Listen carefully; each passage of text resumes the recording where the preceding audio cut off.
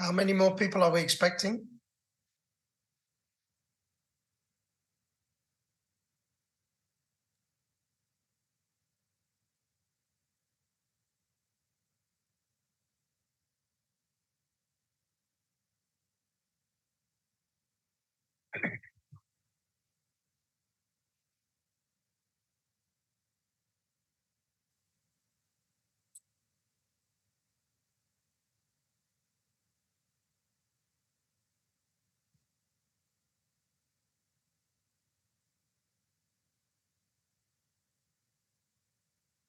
Okay.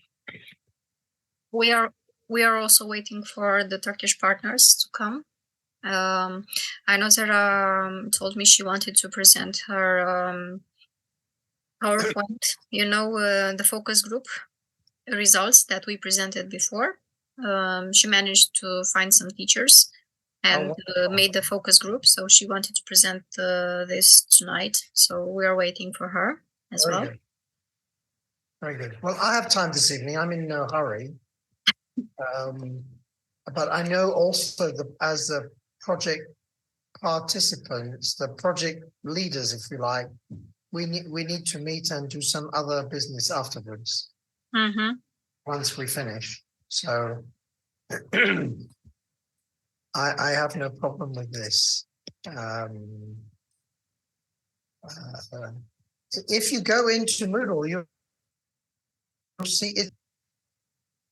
And I've responded to some of the questions that we had yesterday.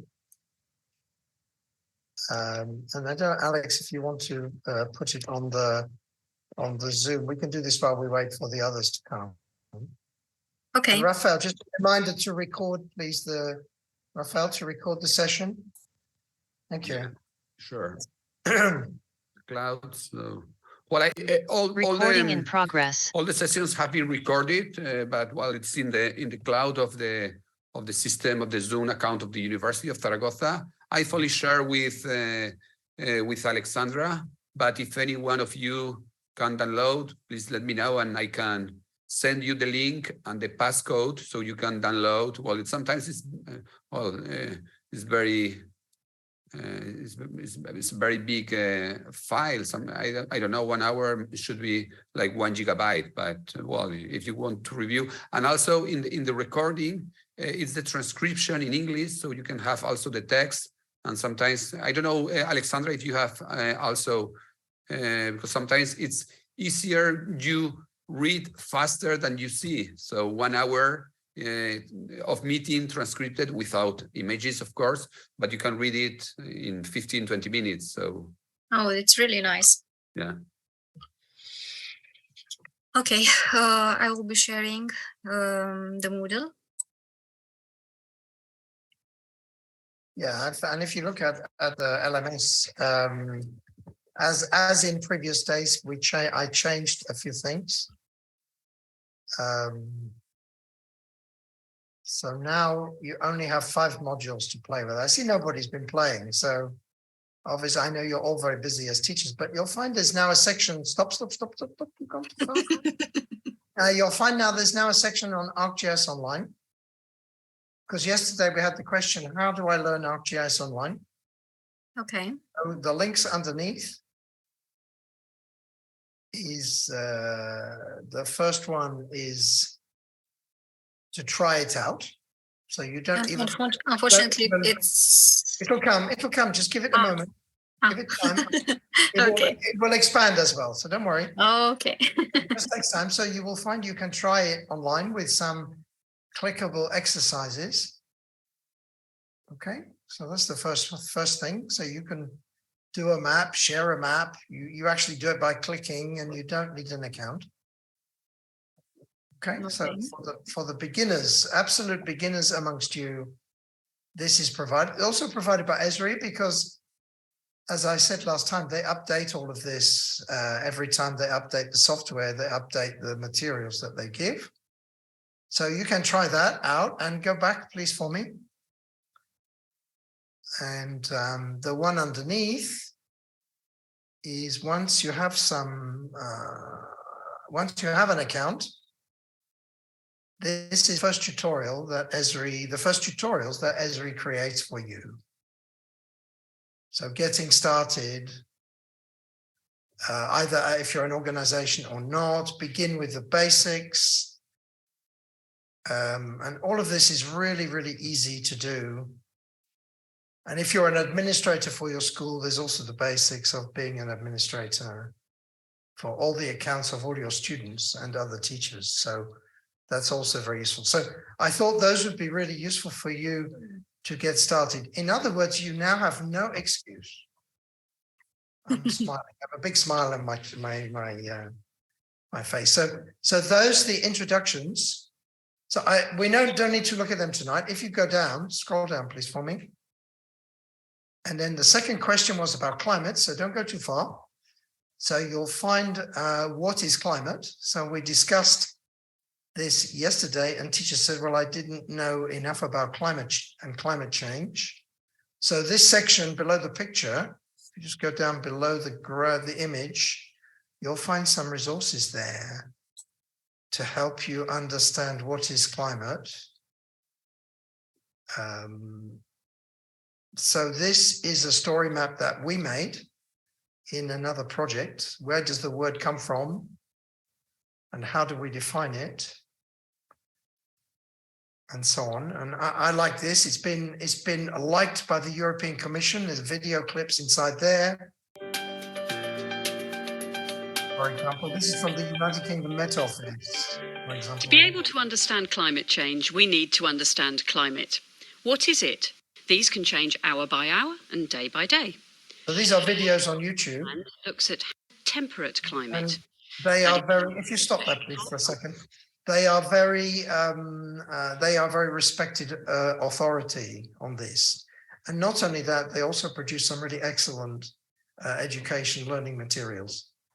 And this video has had more than 500,000 views as well. So these are not just something we pull out. If you scroll down inside the story map, you'll find there's more things there, asking you what the difference is between climate and weather.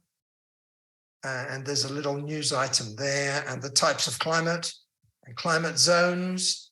We started to talk about that yesterday. So I think you'll find this story map really useful if you really don't understand much about climate.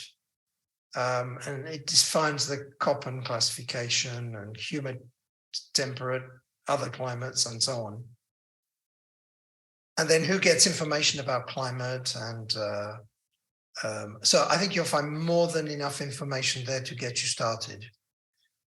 And this is a chapter in one of the chapters of one of the things I mentioned to you the other day. We produced a story book about climate and climate change. And you will see other versions of the chapter in the e-learning course. Here's what I found. I'm not going to tell you anymore because Rafael and I are already thinking about the e-learning course, which will come later. So not to give away too many secrets yet. Okay, and so that's climate. And then you'll find underneath, above GIS, just go above that.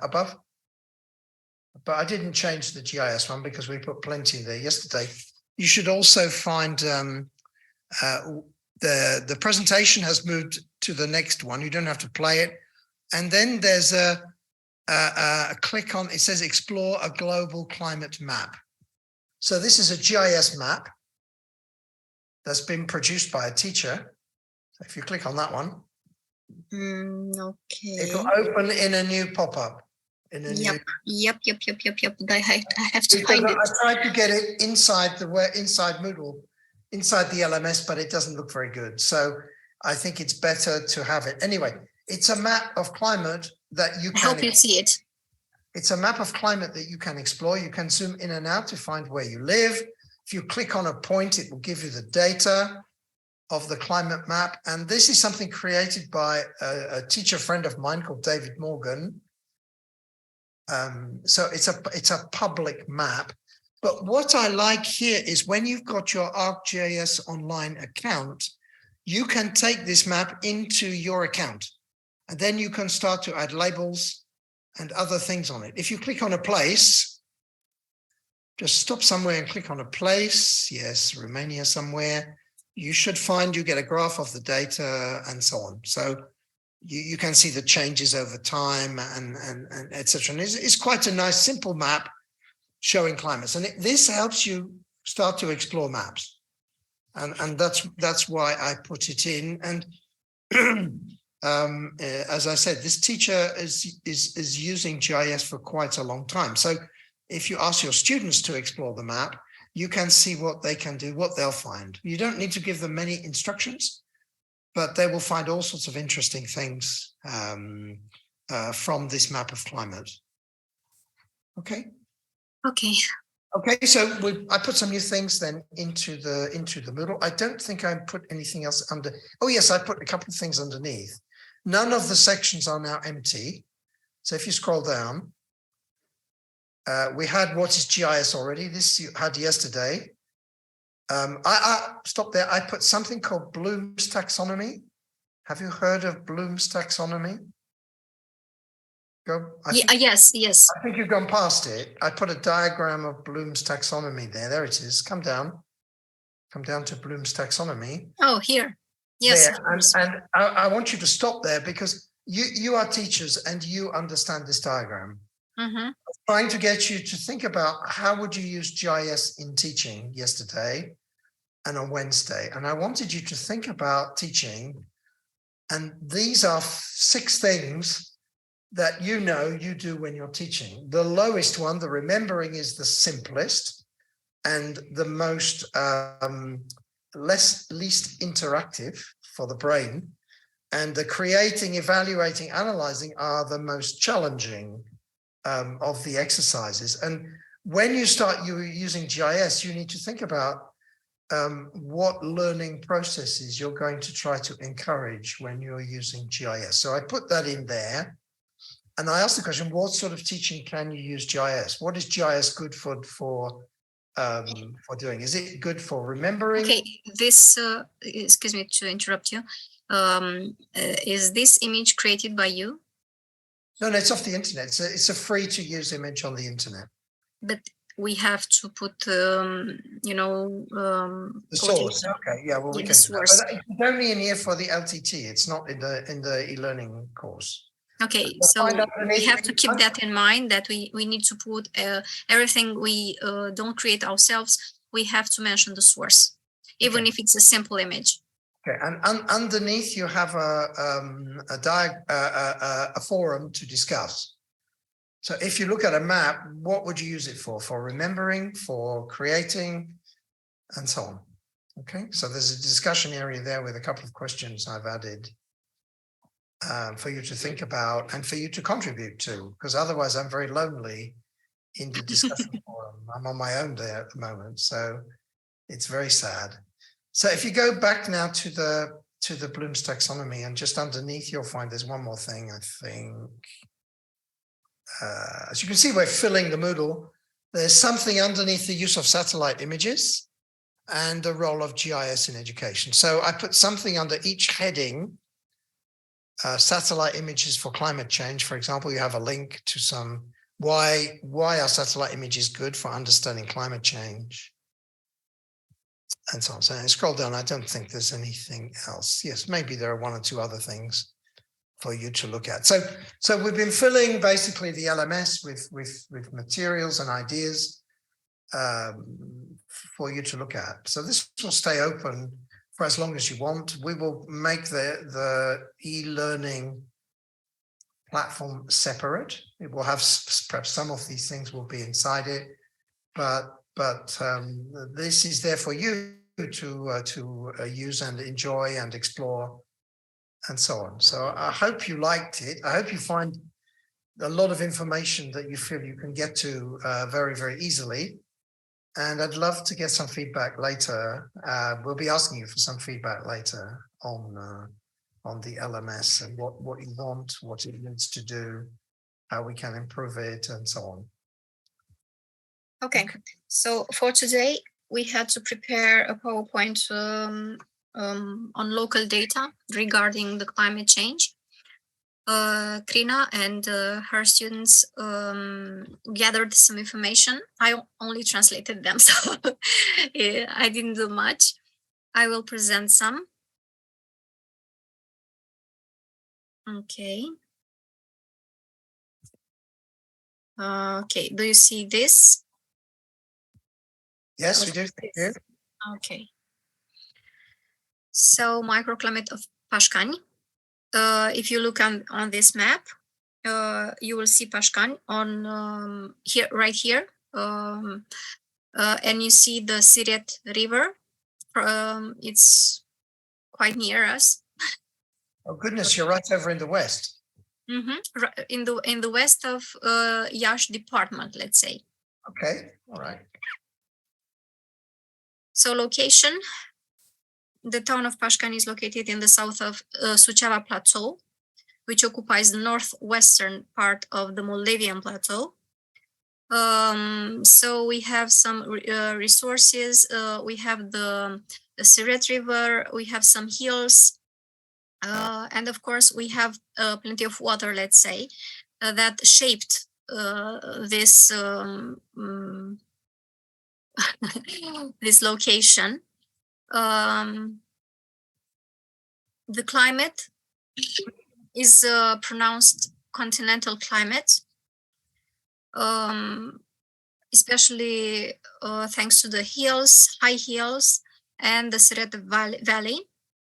Also, an important factor is the solar radiation and the general circulation of the Atlantic anticyclonal air masses. The average temperature is 8.4 degrees Celsius. The maximum is in July, the minimum is in January, as you can see.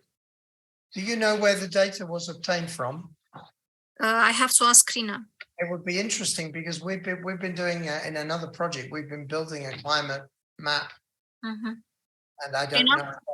I don't know what it is in your area, but I don't know where they got the data from. If it's the meteorological society, I don't know. Is Krina here because I can't see? I'm sharing and I can't see. I studied for my graduated geography of Pașcani. I study geographical human and physics. So this is coming from your studies. Okay. In 2007. Okay. 2007. Okay. So you're very young. You're very young. This data is collected from our mairie, from de la primărie. From the town hall, yes. From the town hall, Krina? Nu sunt de la primărie, sunt de la Agenția de Protecție a Mediului din regiunea de Nord-Est. Okay, it's from the association, agency of the environment protection for the northeastern region. Okay, that's good. Okay, so we have here the diagram for Pașcani regarding the winds. By the way, the winds activate are great. The winds are greatly influenced by the presence of the Siret Valley. Okay, here you have the rows of the winds. I don't know if it's called that way in English. I don't know the exact name for it. Yes, it's called the wind rows. The wind rows. Okay, so I have to change a bit there. The wind rows. Okay, so it's blowing from southwest to northeast. Then we have the precipitations. So southeast to northwest. Southeast to northwest. It looks northwest. like. Yes. Because in England, in where I am, it goes the other way. It goes from the southwest to the northeast. The line is the opposite direction. Okay. Okay, so here is a chart of precipitations. And then we have the average number of days with precipitations, how many rainy days we have each month. So the wettest month in Pașcani is June. Here you see the this picture is taken from the upside of Pașcani. Pașcani is situated on on a hill, let's say. So we have the upside and the downside. So here is a picture taken from the upside. So you see clearly the Siret Valley. The sunniest month in Pașcani is July. The coldest month in Pașcani is January. And what you see here are the stairs that take you to the uphill. The best time to visit Pașcani is May, June, and September. The temperature is quite pleasant. So thank you. And thank you, Crina. Yes, thank you, Crina. And the reason why I asked where you got the data from is because it's important that you contact these people where the data came from, because they will have more up-to-date information. They will carry on collecting this data all the time. You have a spreadsheet of all the data. Yes, well of course, on temperatures. They go from 1981 to 2021. Okay. So we see here that there are some years that exceeded, the temperature exceeded. So we have here 1989, and then 1990, 1994, and then 2000, 2007, 2015, 16, 17, 18, 19, 20. So you see that the temperatures rose by each year. So the last 6 years were continuously rising in temperature. So you can see this. It's still rising temperature. That's the monthly temperature you're showing there. Yeah. Yes. Yeah. And the mean is the line. Yes, that's pretty standard, that we know temperature is rising. In most places, but in some places more than others. In some places, it's rising faster than it is in other places. For example, in mountain areas, the temperature is not rising quite so fast. It's and that makes it very interesting. The poles are rising quite quickly, and that's very worrying because of the melting of the polar ice caps. Is one of the biggest threats. Okay, you have here I don't know if you can see the precipitations. So you have here the how often it rains in Pașcani. So you have rain in summer. Yes. And that's to do with the heat. So there's a strong connection to the increase in precipitation. Yeah. That's very interesting. And then it's soil temperature, because you saw earlier you saw air temperature, and here is soil temperature. That's very interesting. Yeah. And of course, if the soil temperature increases, that changes the growing possibility, and especially, I would imagine, increases the evapotranspiration from the ground. So you need to provide more water for the plants, and yet it's hotter. So. Yeah, that's what I would imagine. That's one of the big problems in your region, is getting enough water for the crops that you want to grow. But again, that's something for you to go and find out about and see who's measuring crops, and that sort of data be very useful to see what the yields are doing and so on. And maybe you'll find that the university is monitoring the soil temperatures and also the moisture levels. Unfortunately, as the climate increases, as the temperature increases, so the water is rising in the soil from down below, and it brings salt to the surface, and this doesn't encourage crops to grow. It discourages. So you have salinizations, and of the soil. So I think that's great. Thank you for the data. That's really nice to see the changes taking place, and the basic data that you have in your region is really good. And the next step is to look at the impacts. What impact does it have? I know, for example, just to explain, last year in England, we had two extremes. We had 3 months without rain, which meant in some parts of Britain, they stopped allowing people to water gardens. Okay, even in Britain, which is a wet country, they were preventing people from watering their gardens. And then we had the opposite. We had some months where it rained almost every day, and we had very severe flooding. So the big change for us is the extremes that we are getting. We're getting very wet periods and very dry periods. And this means the availability of water is unreliable, even in a moist, humid country like the UK. And it's very funny, the north and the west are the poorer parts economically in England, and that's where most of the rain is. And some people have been saying we should be charging the richer people for the water. Move the water from the poorer parts to the richer parts, and the poorer parts, of course, get less economic investment from the government. So some people who are very anti-government are trying to raise the suggestion that we should be charging water, London, especially in the south, for water, because London is in a water deficit zone, and the water has to be moved from the west of the country to the east, in general in the UK, from the poorer to the richer parts, and yet London doesn't pay for it.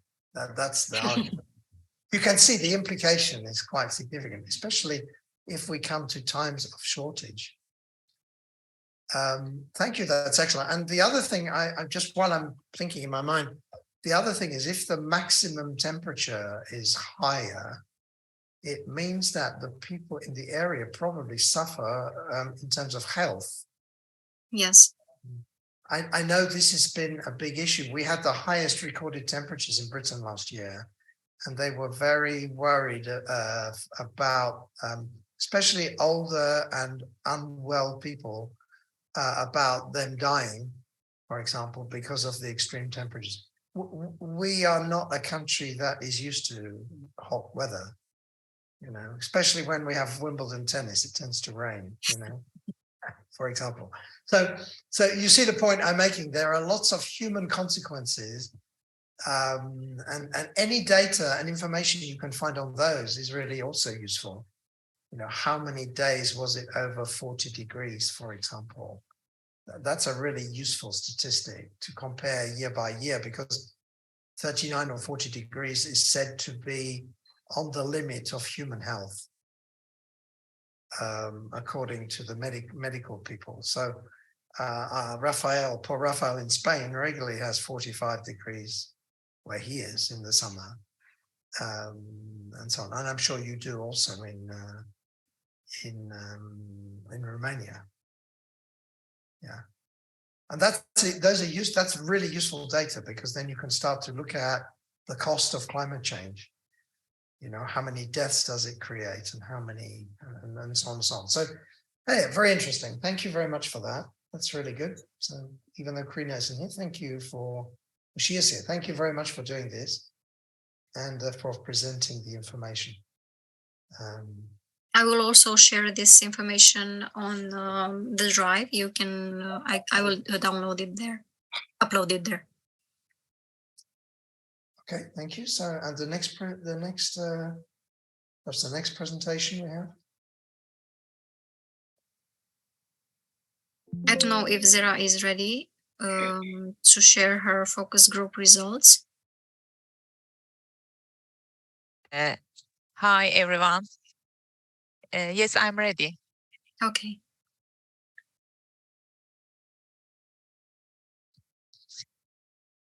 Good evening, everybody. Last night, we finally met our teachers from whole country who are geography teachers, and we have some ideas about our project.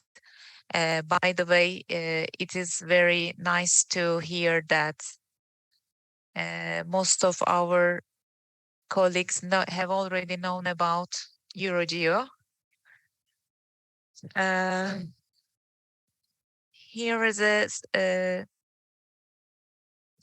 small presentation here. I will show for 2 slides. Yes. We asked those questions and we had the replies about climate change in the curriculum. Let me read for you. In our education programs, subjects related to climate change are included in social studies and science lessons in secondary schools. It has a very superficial and limited place in these lessons. At high school levels, climate change is included in the curriculum of biology and chemistry lessons, especially geography. While the subject of climate change has a separate section in the 12th grades, it is taught in connection with other topics at other grade levels. In the high school geography course, the subject of environment and human takes place at all grade levels, and climate change is mentioned in this regard. Also, even in English classes, we have climate change themes in 10th grade and 11th grade and 12th grade as well. And what to do in climate change education? They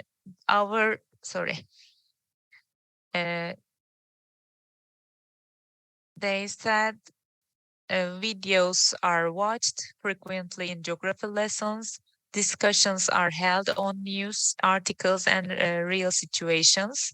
Awareness about climate change is created through environmental trips and nature trainings.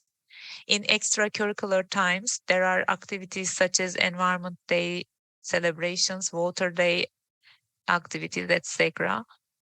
There are also examples of applications that make meteorological observations by establishing meteorology stations in their schools, and they analyze the data by converting them into tables or graphs.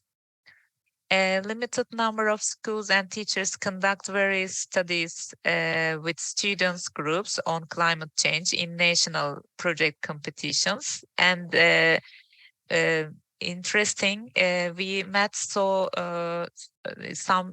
colleagues from this perspective. Actually, first of all, we announced that we are going to make a focus group meeting in our city when we come back from Riga.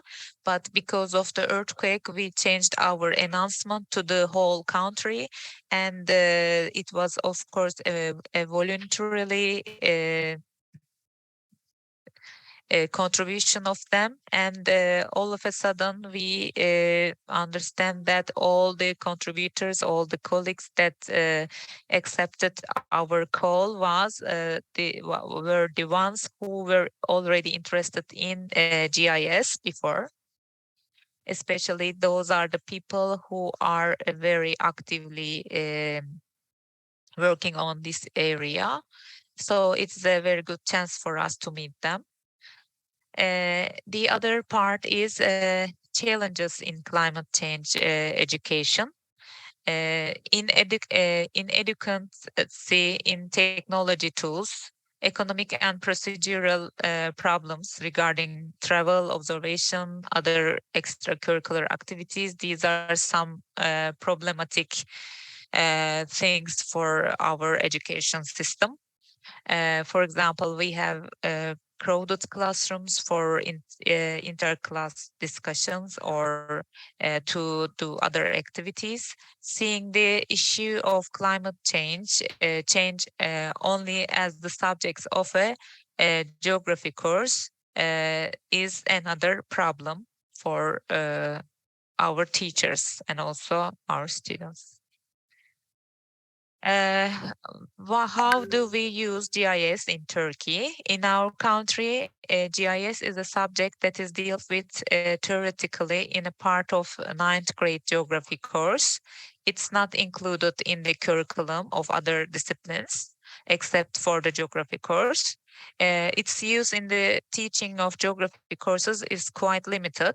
In recent years, the use of GIS has been tried to be increased with the distance education studies initiated by Ministry of National Education. Within the scope of these trainings, ArcGIS web training was given to 3,000 geography teachers, and the software license was defined for these teachers. And GIS in climate change teaching, technological inadequacies in the use of GIS. Teachers use technology very inefficiently, and the software as well. And the lack of guides and materials in this regard create also difficulties. The readiness of teachers and students about climate change and their motivation to participate in national project competitions create advantage in this regard. This is the result. Thank you very much. Very interesting. Very interesting. Yeah, that's very good. Just to come back to a couple of the questions. On the one hand, it seems like climate is included in the curriculum in chemistry and biology, but not really taught in those subjects. Yes. I think that's what you're saying. And then the other thing is the perceived lack of technology for using GIS. Yes. And this is very striking for us that 3,000 geography teachers during the pandemic took the course of ArcGIS presented by our Ministry of National Education, and they were given the software license for free. But we met one of the teachers who prepared that ArcGIS courses on the net during the pandemic. We met that teacher, and that colleague told us that even 3,000 teachers got the license, only 100 teachers actively used. Yeah, that's actually normal. And that's precisely what happens in most countries. So that is not surprising to me at all. And there's even been some research, education research about this, not recently, but some time ago, which showed it takes 5 to 10 years after you do some training for you to actually adopt the new technologies. So that doesn't surprise me at all. You know, and unless many teachers can see the advantage, I'm sure most of the 3,000 teachers could see the advantage, but a lot of them have so many other duties and responsibilities, they don't take hold of the advantage. I think.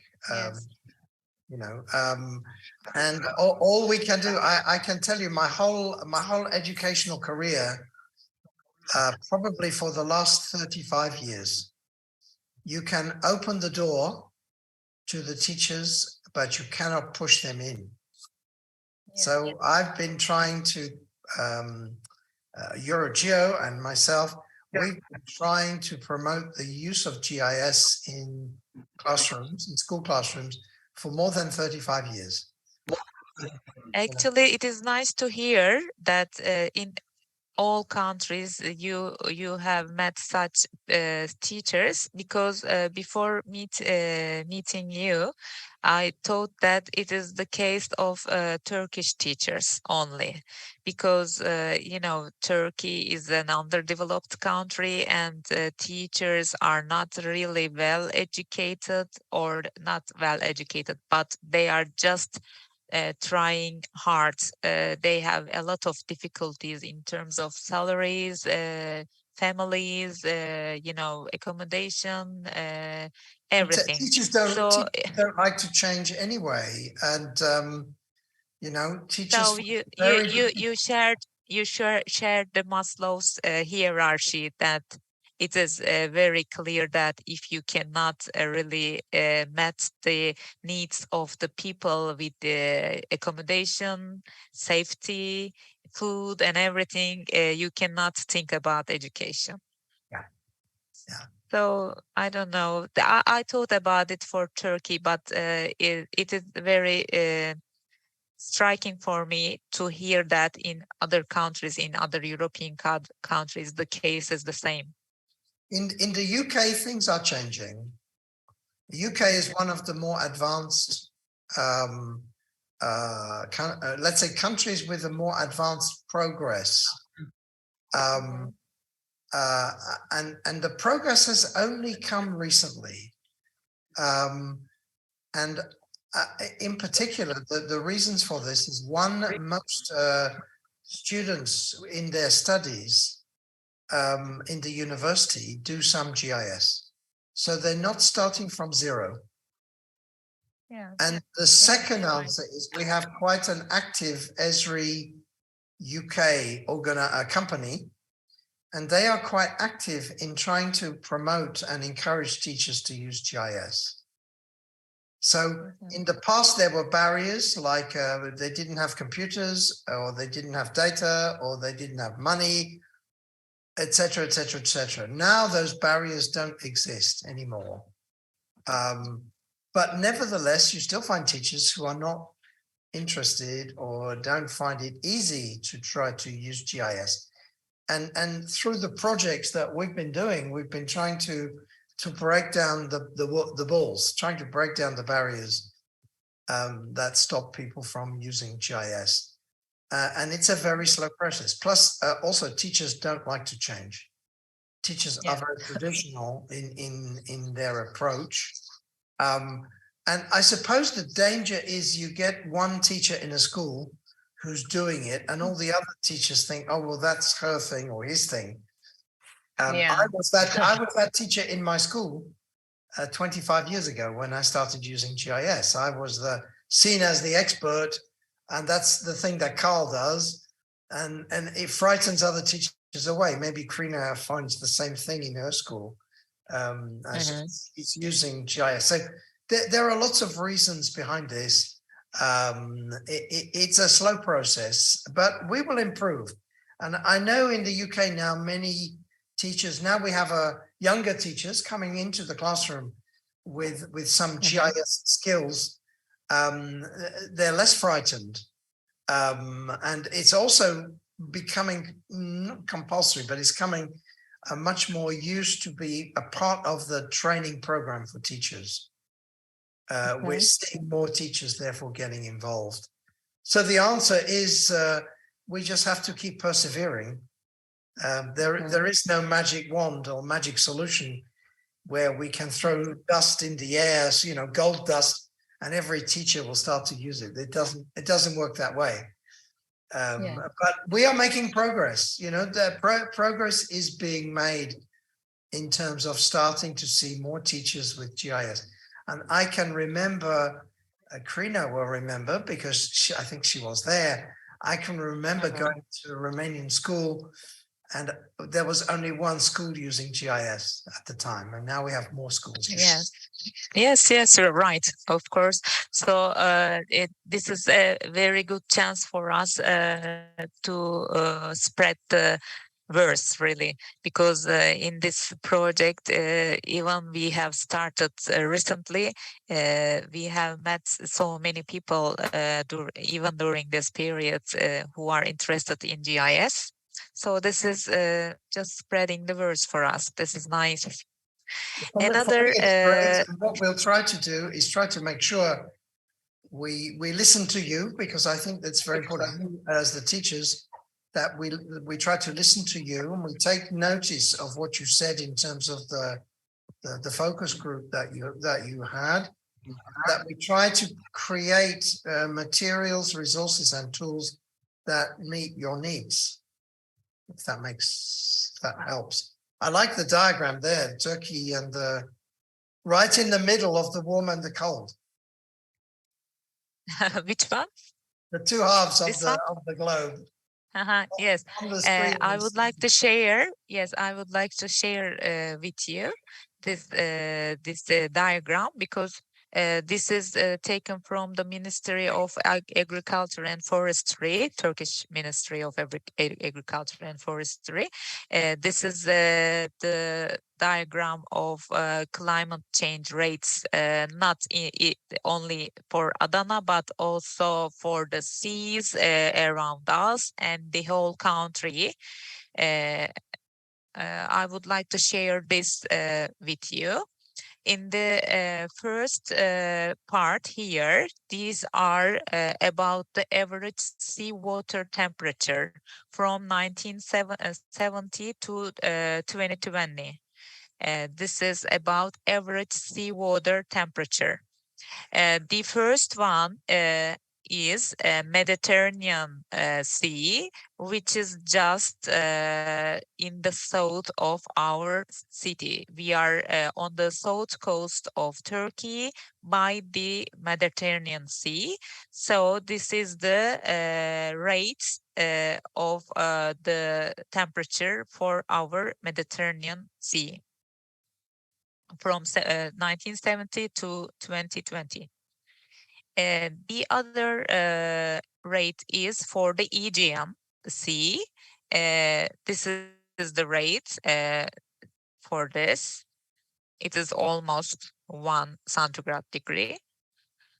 And the other one, Marmara Sea. I don't know if it has an English name, Marmara Sea. You know where Marmara Sea? Yes. Yes, it's the Straits of Marmara. Yes. Yes. Yeah. And this is the rate for Black Sea. So the 1.2. implication is there are already massive changes in the Yes. ecology of the water environment. Massive changes already, more than 1 degree, 1.5, nearly 2 degrees. Yes, it is very high, especially for Mediterranean Sea. We can feel in every summer the heat of the sea is going up day by day. It's good for the tourists, but it's bad for the fish and the marine species. Yes, it is bad, really. And it's very bad for the tourists, because tourists don't want to take a Turkish bath. They want to swim. It's too hot for the tourists as well. Okay, yeah, I like that. Okay. Okay. The second one is about average temperature in whole country in Turkey. In 1970, it was 13.5 centigrade degree, but in 2019, it is 14.4 centigrade degree. It's almost 1 centigrade degree up. And indeed, this part, 10 centimeter soil temperature here.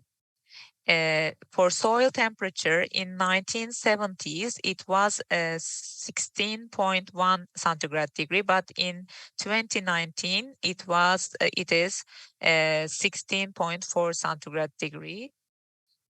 So it changed a bit. And this part in the snow, for the snowy days, number of days covered with snow in the whole country. By the way, for Adana, it never snows in Adana, and the humidity is very high in Adana, and we don't really see the days under 0 centigrade degree.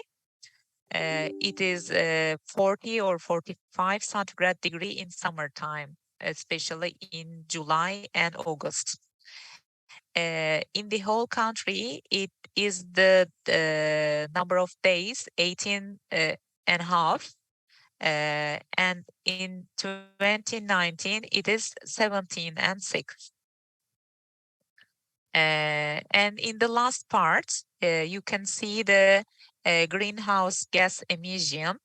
In 1998, it was 280 million ton, but in 2008, it is 387, and 2018, it is 520 million ton.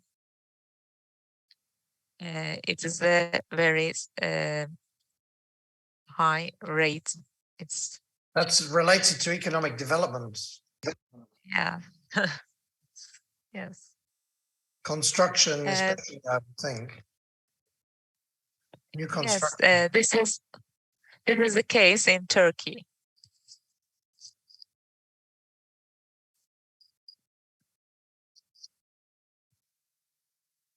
So thank you for this. Okay. Thank you. You're welcome.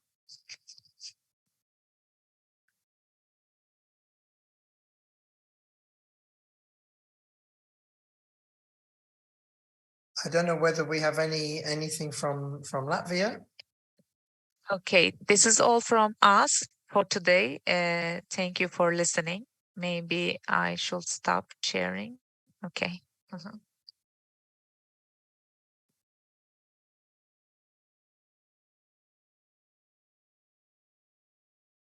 Wonderful.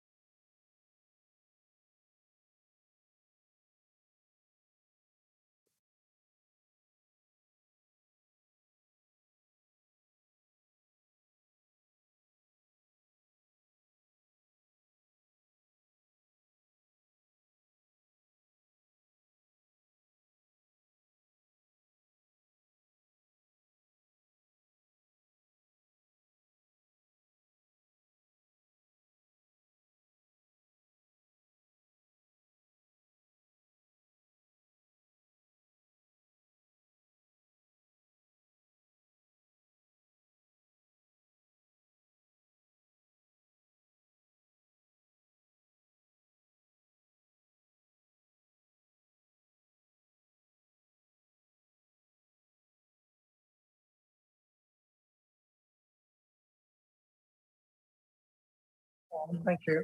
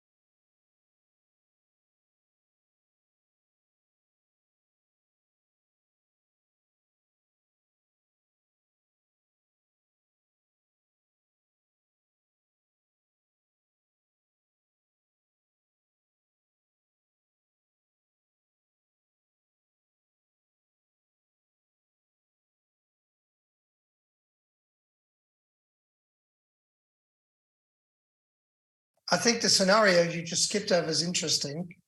Wind speeds decrease because the pressure increase or decrease because the pressure changes.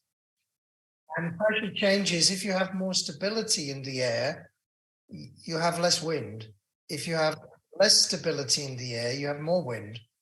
And if you therefore have an increase in let's say a blocking system, which doesn't allow other systems to come in, for example, in Romania in the summer, very often they have a blocking high pressure system, which prevents more low or stormy weather from coming in.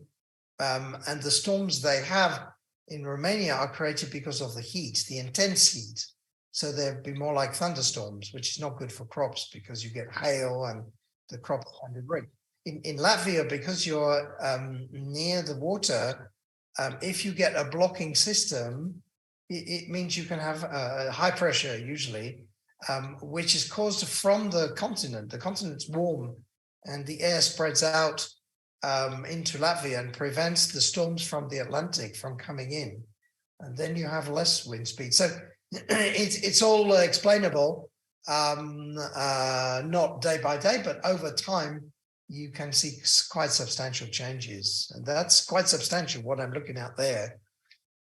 Much less wind speed, which of course is as Latvia is a sea-bearing nation, you know, you don't have wind to sail your ships, for example, for those people who like to sail, for instance. So yeah, it's interesting. Yeah, mind you, they use engines these days, but you know, less wind speed is it's interesting that there is less, and the scenarios are what they're predicting for the future. And goodness, there's a huge variability.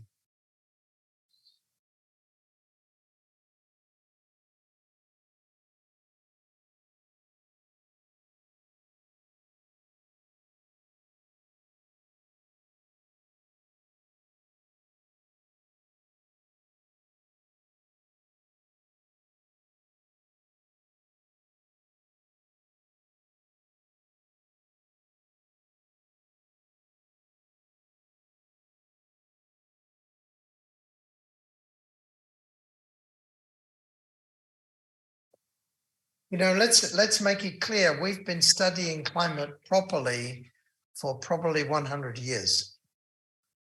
And climate change is measured in thousands of years. So I go back to my own situation in the UK. 10,000 years ago, we had an ice age in the UK.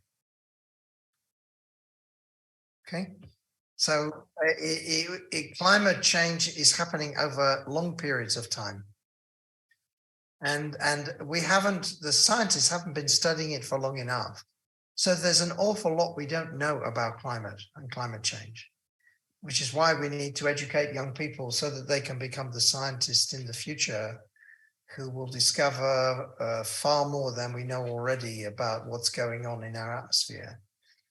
And the atmosphere is very complex, you know, even for somebody who understands meteorology. Climate and climate science is very, very complicated. But we're trying to understand the future. So projecting the scenarios of what will happen in the future is very important. And it's quite important that we try to do this, even if we are using optimistic or pessimistic data about the future. We need young people to understand that, well, first of all, we don't know enough, so it's an uncertain science, but we need to persuade the public that there is a real issue going on out there, that the climate is changing. And in fact, the last 10, 15 years, fighting the misinformation that's out there has been the biggest problem. There was in the UK, there was a very good program about this on the BBC about 6 months ago, which explained the roots of the problem and why major politicians like Donald Trump and some politicians I've met, in Europe, did not believe that climate change was actually happening, and still don't believe. And so you'll find in your own country there are lots of people. There are even probably senior politicians who said it's not really happening and it's not going to affect us. And but as somebody, for example, I studied climate as a student a long time ago, but I've tried to stay up to date. If I tell you that in 100 years we could have another ice age, I can explain it to you easily, if necessary. Why we could be heading for another ice age is very easy, because the climate has changed consistently. And in the past, I talked yesterday about the ocean currents. Yes, if the warm currents of the Atlantic are stopped from reaching the UK and Scandinavia, then we'll have another ice age. And what can cause the ocean currents to stop and not go so far north? And the answer is cold water. And what is happening to the pole is cold water. There's more water going into the Atlantic Ocean than before. That's cold.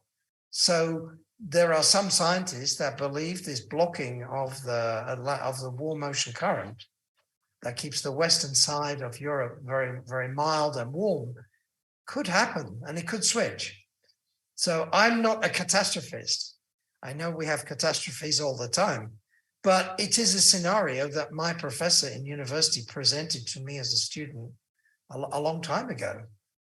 We have the natural cycles like the sunspots and so on, but we also have the potential to have big shift in our planet, and there's no reason why we can't have another ice age if that happens, if the ocean temperature on the Atlantic. So the ocean will be warm in Marmara and in Turkey, but it's cold in the Atlantic. It will completely shift the global the global ocean circulation. And in fact, I will put on Moodle a link to a story about it, because there's been very interesting discussion about will it actually happen in amongst some teachers I'm working with. So that's a great way to introduce the topic to your students. Are we heading for another ice age? Could be how you started. And this article explains how it could happen, because the ocean currents in the Atlantic could switch around and turn and go, instead of coming from the Caribbean, that could switch around the other way completely and come from the pole. It's quite possible. And this debate therefore gives you something to generate, debate about the issue. And that's one of the best ways. Then you encourage the young people to go and examine the data in their own way and examine the maps, for example, and make their own mind up. So for me, that's one of the wonderful ways that we can use GIS.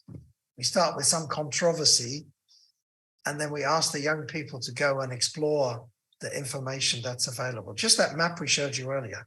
I'll put it on the Moodle this evening, so if you were interested, you can find this article. So anyway, thank you. This is really interesting. Very, very interesting. And as you see, it opened up all sorts of thoughts,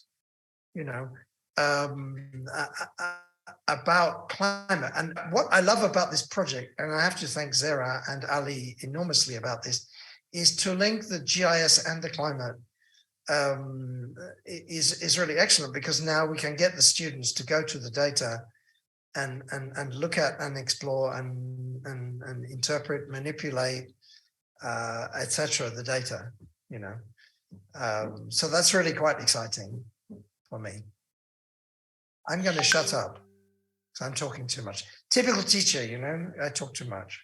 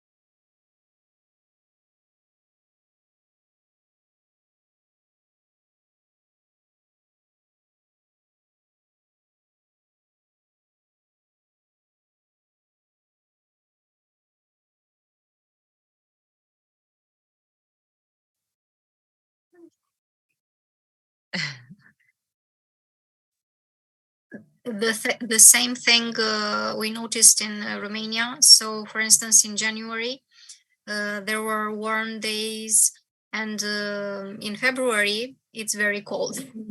So it kind of changes because in January we saw the trees that were almost blooming, and we were very afraid that in February there will be some cold, and if they bloomed, we might not have fruit, you know.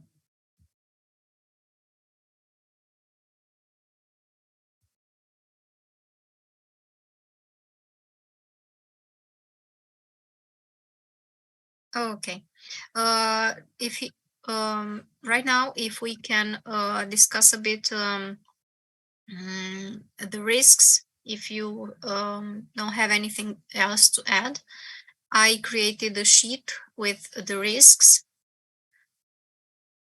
involved. You can add, you can say something about it. Okay, so I thought of technical difficulties. I thought it was medium risk type because it is easier to manage. You know, we can find necessary hardware and software to provide sufficient training and support to teachers and students. So we help each other. What? Is it on Google Drive? Not yet, not yet. I was working on it, so it's not. Okay. I will upload it. Okay. And then And I already did a risk diagram also. Okay. I will present it. I will present my sheet, and then you will present your diagram.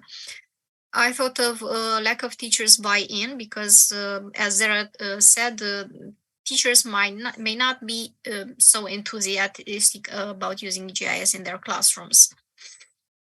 And then I thought that this risk is quite high. Then I thought of insufficient student engagement. So either are the teachers not involved or the students are not involved enough. But if the students are not very involved, I thought it was a medium risk. Maybe you can consider it a high risk.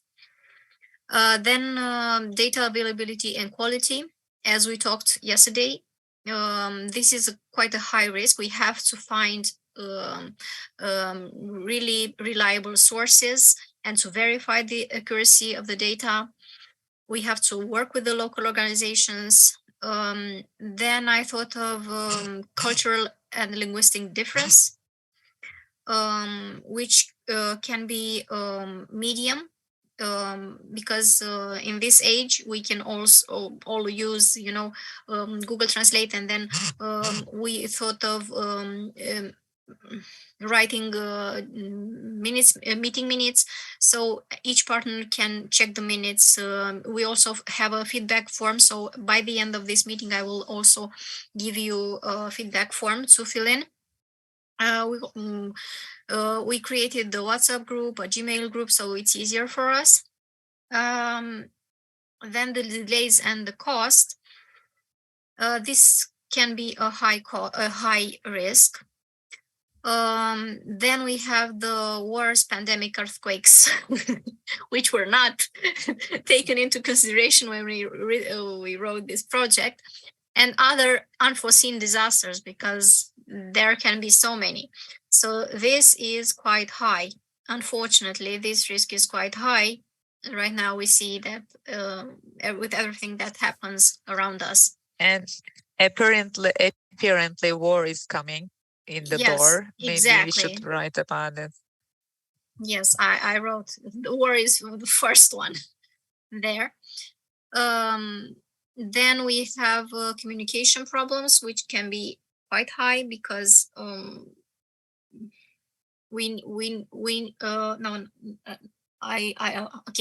partners leaving the project. I thought it is a medium risk, but you can consider it to be high. I believe it's medium to high risk because it can be due to misunderstandings and inability to continue with the work. I believe that we need to find another partner with similar background to Estonia that left the project. So maybe I don't know, Carl or Zara. We have potentially a Spanish school. Okay. And or a Dutch school.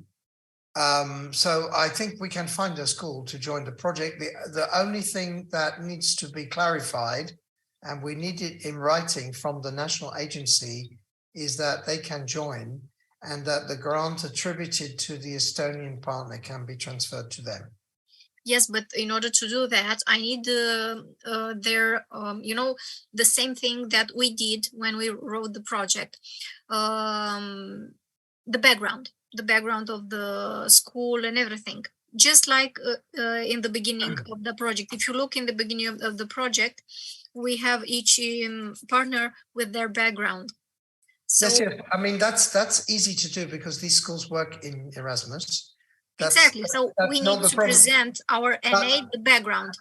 Before we do that, we need approval from the NEA that if we find a school, they will allow the school to enter. So you cannot. They already suggested us in writing. In writing, I have an email from them to say this. I sent you the print. Sorry, I don't remember. It's just that I've known NAs change their mind halfway through.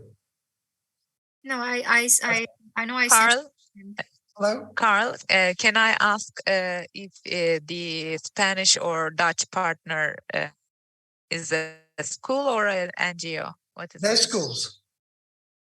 They're schools, but we haven't asked them yet. Rafael and I were thinking of them. And until we know it's 100% confirmed we can change, then we will ask if they're interested to be involved.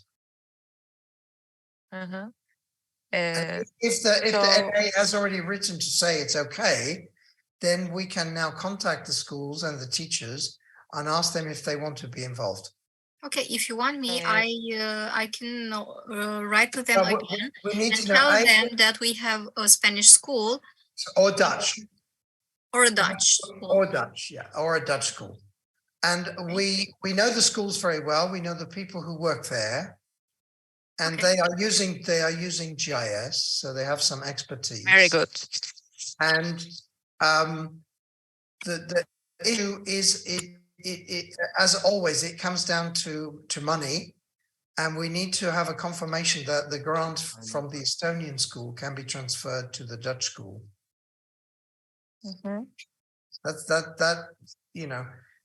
Therefore there will need to be a bilateral contract again with the new partner, whoever it is. So finding a partner is not a problem.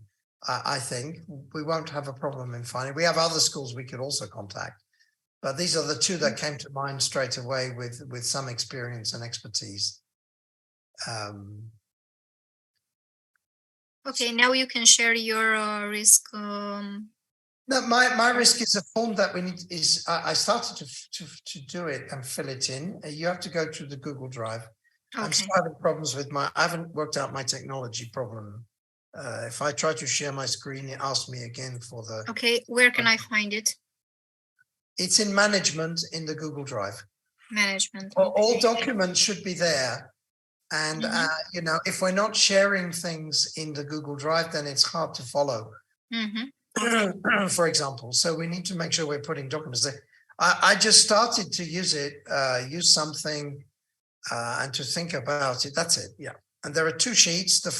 You're on the first sheet. If you look at the second sheet first, look at the other tab. Okay. Do you see the other tab? So here you see the level of risk from red, yellow, green, gray, and blue. Red being the highest, blue being the lowest. And there are numbers associated with those. So I think 6 is the highest and so on. Now, if you go back to the first sheet, I didn't color code it like yours. I started to fill in some examples of risks for project management. And I just started to fill in some of the things that are higher the number, the more risky they are. But I did it from my perspective, but we need all the partners to consider what the risks might be. And nor did I fill in the answers, the responses, but I did start a risk assessment. This is a tool we're using in another project. It seems to work quite well. But it's similar to yours. I mean, I'm happy to use the one you've done, Alex, and just transfer the ideas in here into that one. Okay. Also, I think you know, your risk assessment, for example, of data, mine would be 0. There is so much data out there, we won't have any problems with data. Okay, so I can Full consider stop. it mild.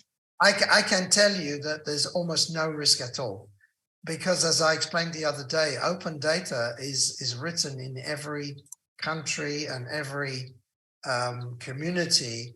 People sharing data is a situation, for example. So there are some things I would put at low risk or moderate risk, maybe. Again, once we fill this in, we can then discuss. Maybe at the next face-to-face meeting, we can discuss and work on the detail. But I think what you've done here is very good. It's a very good start for the program.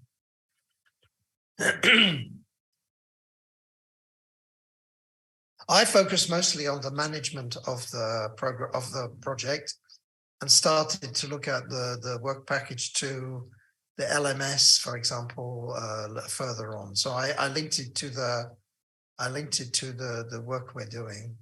Okay. At the moment, for example. So I did it by work. That's a good idea. Because I'm leading this work package, and I have an idea of general idea of the risks at the moment. I think you can see we have an LMS. Okay. And we can use an LMS, and we can also train partners to use the LMS. So there's no problem with this. But there's always a risk that the company we use to host our LMS goes bankrupt. You know, if you want to go to that extreme.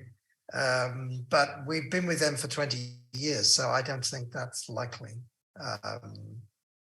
But there's always never know. There's always some risk in everything. I can remember doing Erasmus projects where we used to do this regularly. And you know why we stopped doing it? Because it took us away from the work of the project. All we were doing is worrying about the risks, and we never actually did the work on the project. But I know we have to. May I also ask one question that really triggers my ideas about the project, because I didn't join the meeting while you met, when you met Daniela together, because of the problems. I couldn't join that meeting at that time. So we didn't have any idea about the results of that meeting. I didn't hear anything from you. So maybe it is the time for asking what is wrong with the project, what is the risks for your headmaster about the project. Did she reveal any idea of her that really makes sense to all partners? I really wonder about. Let me respond directly. In all the Erasmus Plus projects we are involved in, the new ones, we are all asked to produce a risk assessment. So it's not from the headmaster, it's coming from all the national agencies. So this is a method we have to do to try and evaluate the risk. We don't need to evaluate all the risks. What we need to do is identify things that could be serious. So let's imagine I'm not able to work on the project anymore. That's a risk, because we have a big responsibility. But on the other hand, we have other people who could do what I'm doing on the project. The same with Raphael. That's a risk. For whatever reason, Raphael has a change in his job. So we have to identify the main risks, and what will we do to make sure that they don't cause the project to fail. So this is nothing to do with the headmaster, headmistress of the school. This is a general thing from the national agency that we are being asked to evaluate risk at the beginning of the project.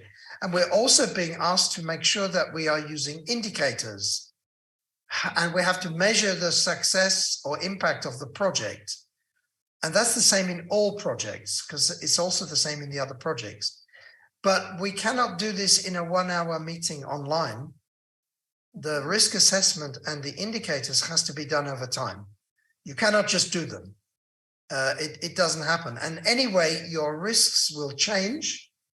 Some will disappear and others will become more prominent in terms of risk. Because I'm sure 1 week ago, we would never have put on earthquakes and disasters and so on in the risk assessment here, for example. And yet for us, for the project, it's a big risk not to have you and Ali involved in the project would be a big risk. So we are expected by the national agency to do both the risk assessment and the indicators. So I'm really glad that Alex is pushing us to do it. I don't think we can do it tonight or tomorrow. I think we need to have access to the document. We need to write down our ideas. And then at the next face-to-face meeting, whether it be, well, preferably face-to-face, but the next online meeting that we have, we devote some time, that's we, the partners, devote some time to deal with this. So I don't think it's something we have to rush. And the indicators are really important because the way the finances are organized in the new projects, by the way, I would like to thank to you, Carl, because Let me finish. Because the projects will be evaluated. You will never finish, Carl. I am finishing. The projects will be evaluated based on the indicators we choose. And we risk to lose money if we don't do successfully. We don't do it successfully. So the indicators are very important. Now shut up. So it reveals everything for us, really, because it was a new thing for me. I really didn't know what to do when Alexandra asked me about the indicators. Yeah, so I would like to thank to you because you taught me something new about these indicators. Thank you for this. For instance, we have here product 1, project management. So we have some objectives. I don't know if we have to review these objectives, but my opinion is that these objectives should be correlated to the activities. Then each indicator should be correlated to the activity and then to the objective. So we have first the activity, because and then we have the objective especially, and then we have the activity, and then the indicator that shows that we did the activity correctly.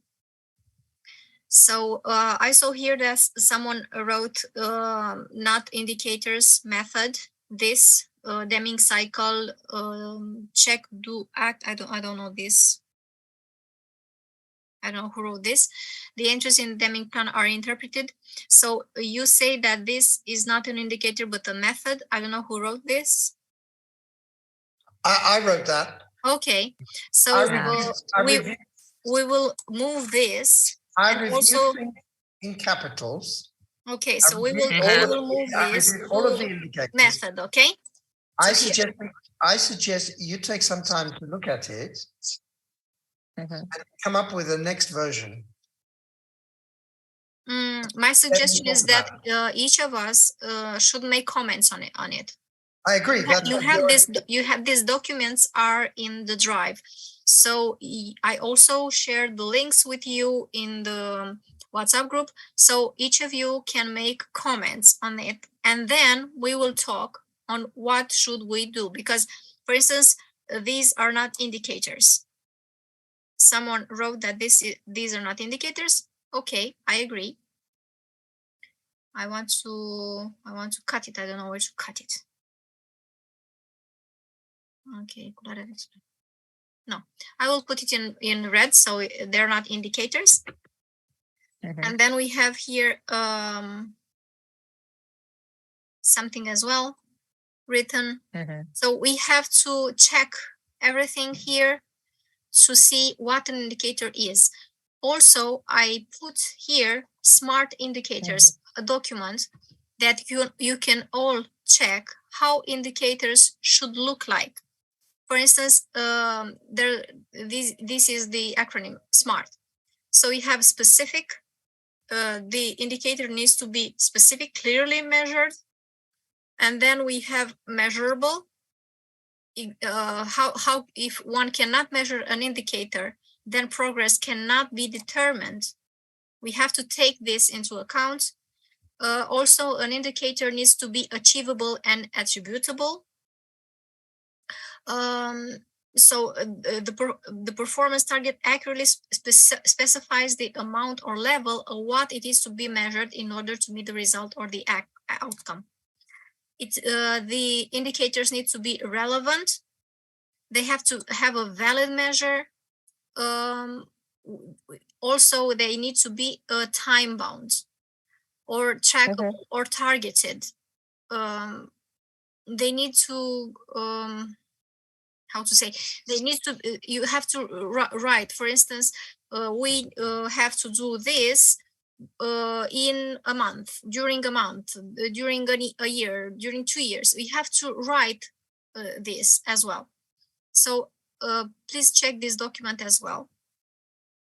I also found something like this, a different definition of SMART, where T is for transversal, suitable for different countries, contexts. We also have to foresee this because, for instance, if an indicator is good for Turkey, we have to check if that indicator suits us as Romanians as well.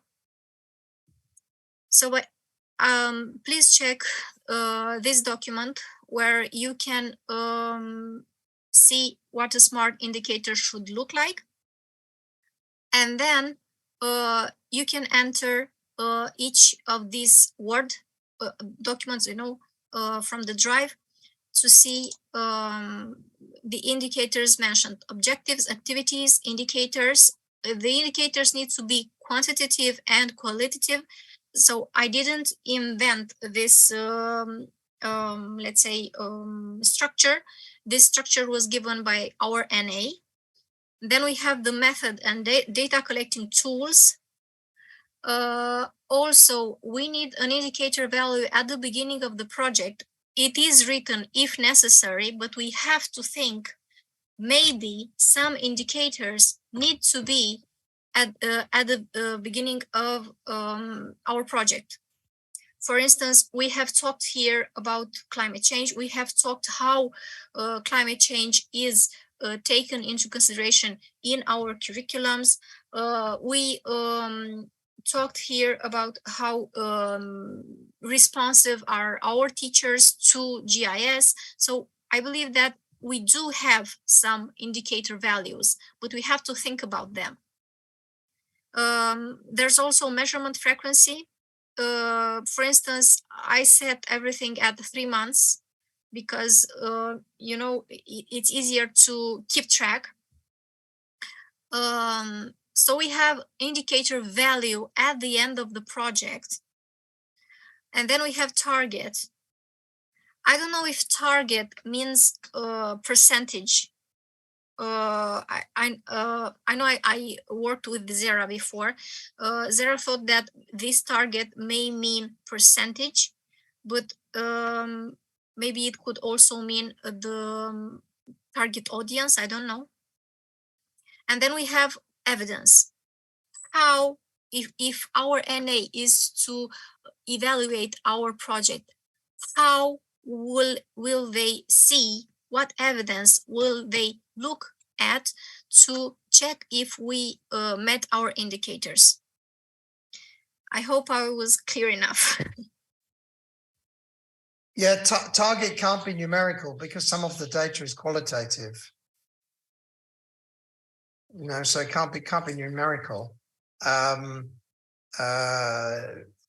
We can set a target of, I don't know, 40% being very positive about the website, for example.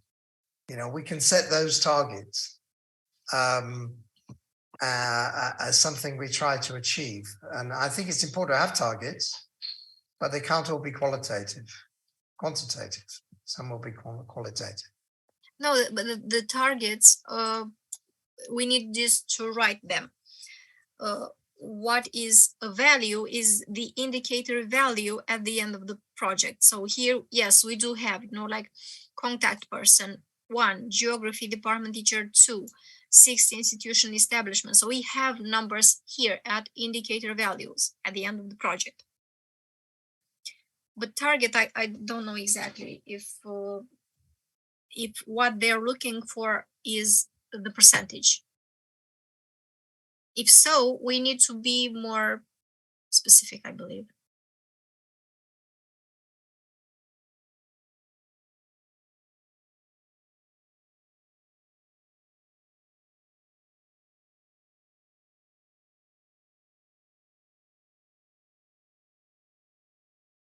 Okay, anything else for tonight?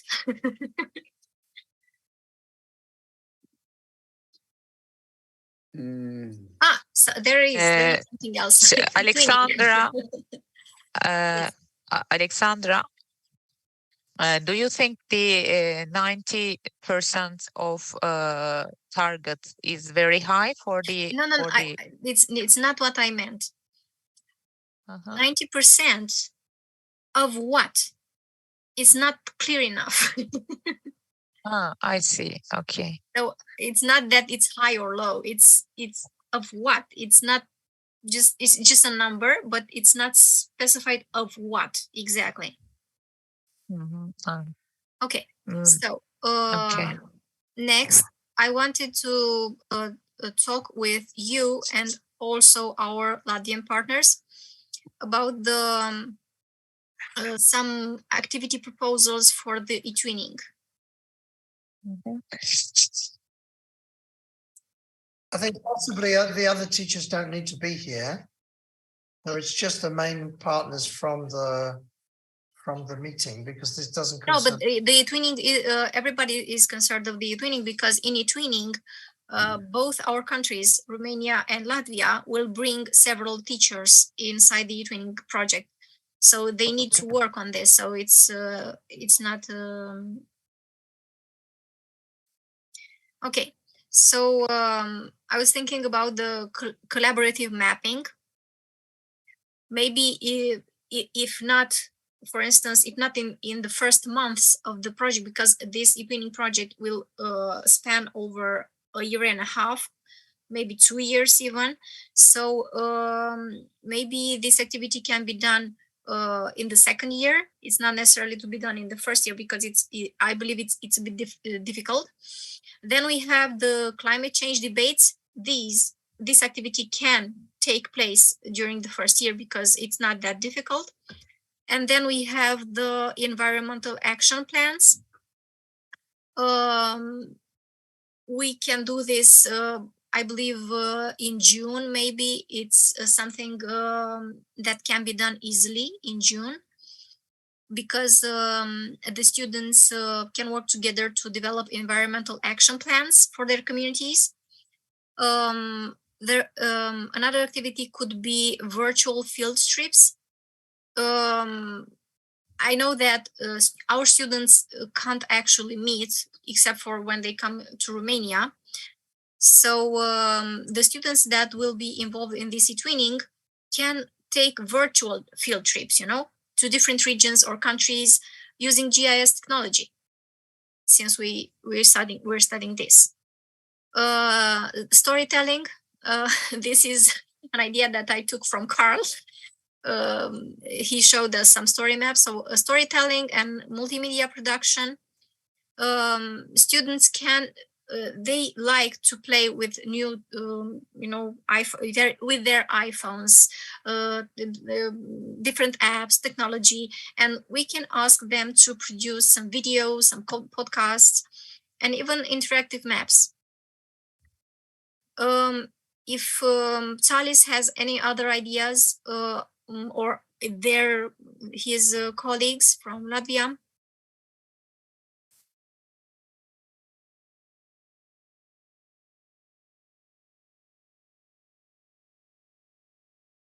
Of course.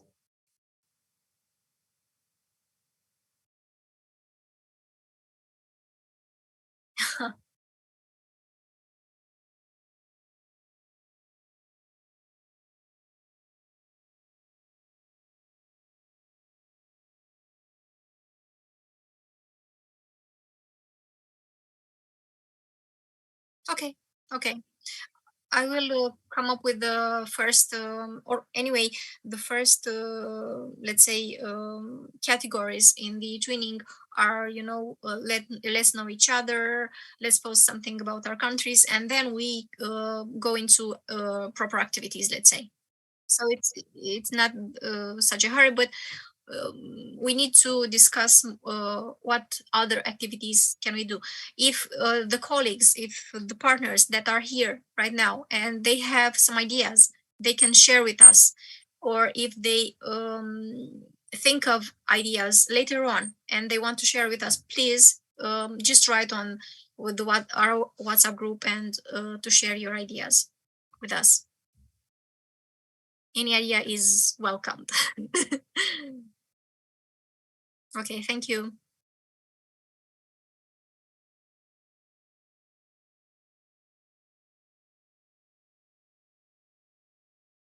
Okay, we will talk.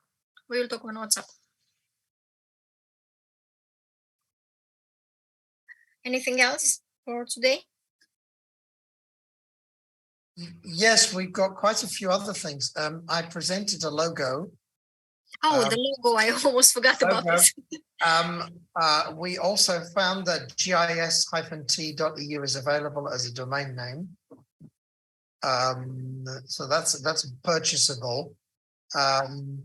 So I think we have those things to do. It's important that we have a sort of a visible presence on the internet and also in social media. So we need to reallocate those tasks from the Estonian partner.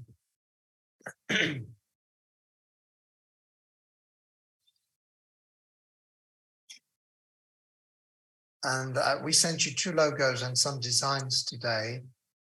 I don't necessarily like them so much because they don't really show GIS. I'd like to see some layers underneath the word GIST. I prefer the one in the cloud and the one, not the one below the cloud. So if I have a choice, I would like to see warmer colors. The B. Oh. I'm criticizing my own son's designs. Not nice. But he's used to it. So, and if you scroll further down, you'll see what it would look like on the web, on Moodle, and so on. He'll.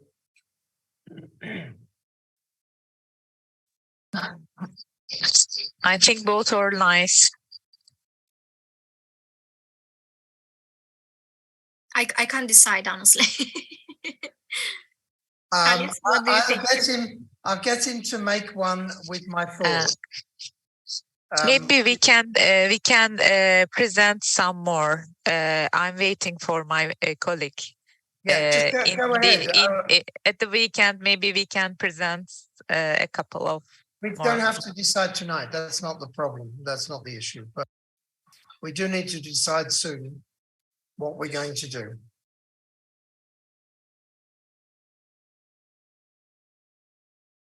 Alice, what do you think about them?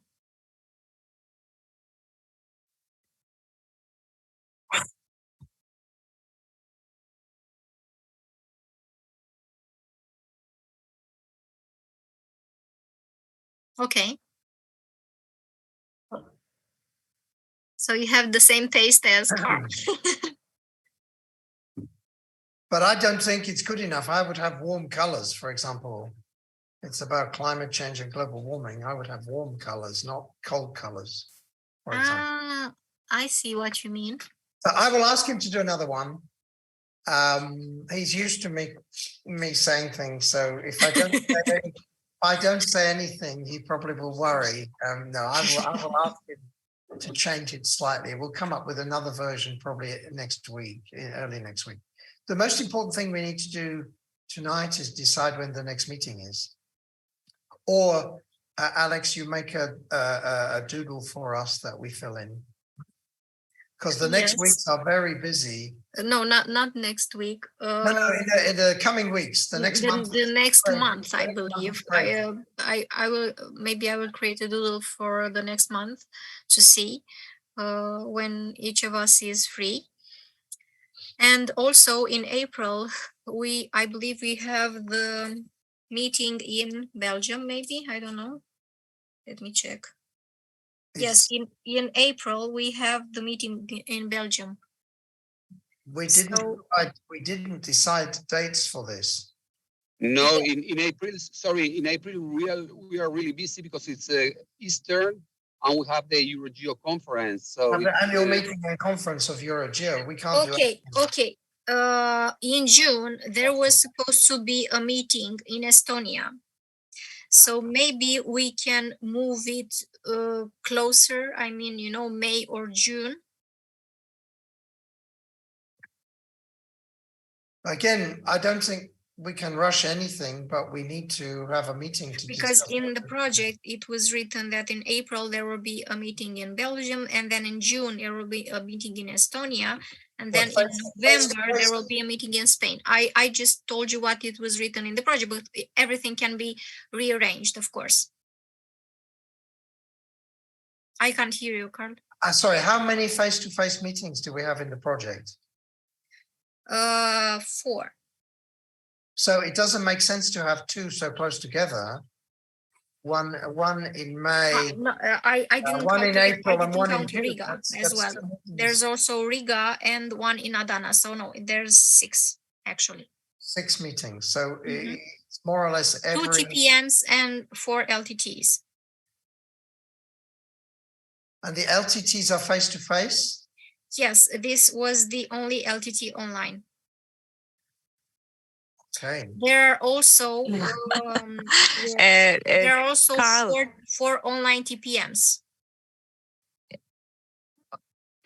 Carl, there are 2 TPMs on site and 4 LTT on site. And then 1 LTT online, this one, now, and 4 TPMs year, online. For this year, 2 LTT. For the next year, 2 LTT more. So we can, of course, change the dates of the LTTs, no matter. But 2 for 1 year, 2 for another year. And the Belgium LTT is very crucial because it is a training LTT for teachers. Well, until we prepared the e-learning course, which will take at least 6 months. It doesn't happen overnight to make an e-learning course inside a Moodle, inside an LMS. Maybe we can move the TPMs. Work package 2 is supposed to be until the 6th or 7th month. Okay. And as we started 1 month late, I don't see us doing it before being ready to do it until possibly September or October. Exactly what I was going to say. In September, we have a TPM online. So maybe we can move this online TPM earlier in April or something like this. And then we move the LTT to Belgium in September. I think that's very relevant because Raphael and I need to talk about who is going to do what with the e-learning module. And I'm sure maybe Ali and Zara will want to contribute some things. We also, next meeting, we must discuss the language issues In what language are we Actually, training the teachers, for example? That's a really big question. Actually, April is not very good date for us because No, but we will choose. Don't also- worry. yeah, I know yes. it is also Easter for us in April, so I know that. Yes. So normally we thought that maybe June in what in Belgium, June. What do you think? No. Carl already I don't said know. that in September. In June, I Ah. already have 4 meetings organized for June. So we switch. June is going to be We very, moved the very online TPM earlier, and we moved the LTT, the physical LTT, later in September.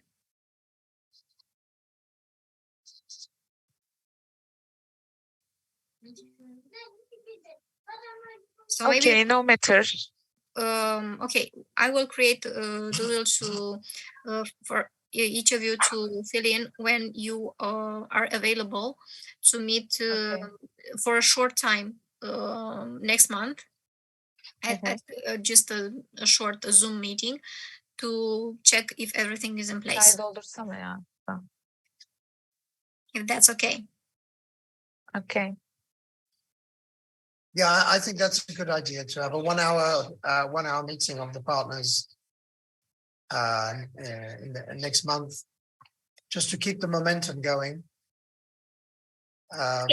Shall we take a picture? Please smile. Everybody smiles.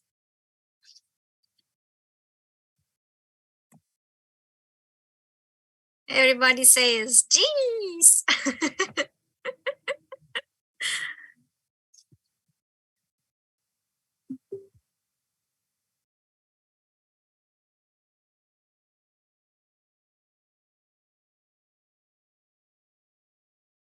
Okay.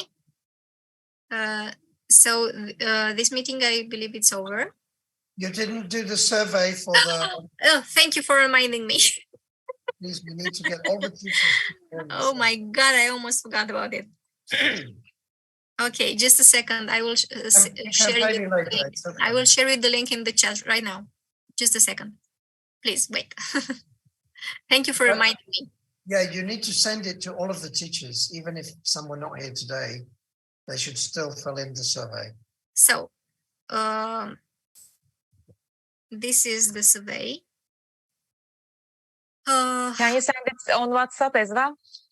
As well on WhatsApp, yes, of course, immediately. Thank you.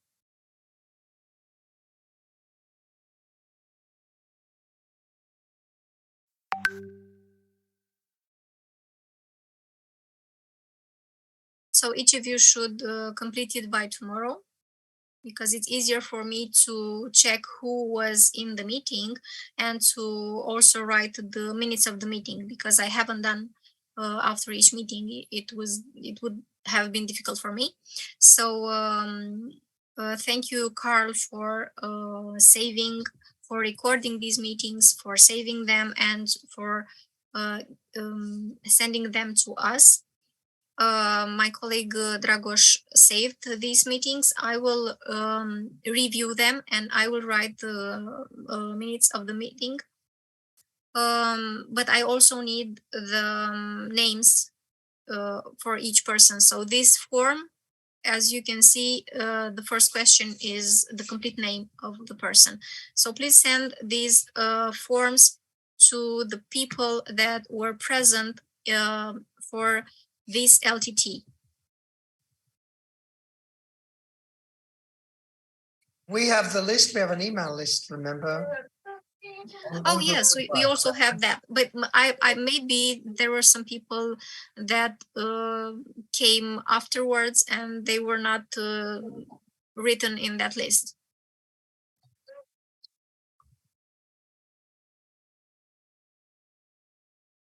Okay. Good night. See Good night. See you Thank you next very much. month. Good night. Night. Bye-bye. Bye. Alexa, don't go just yet for 1 minute. No, I won't. Can you look at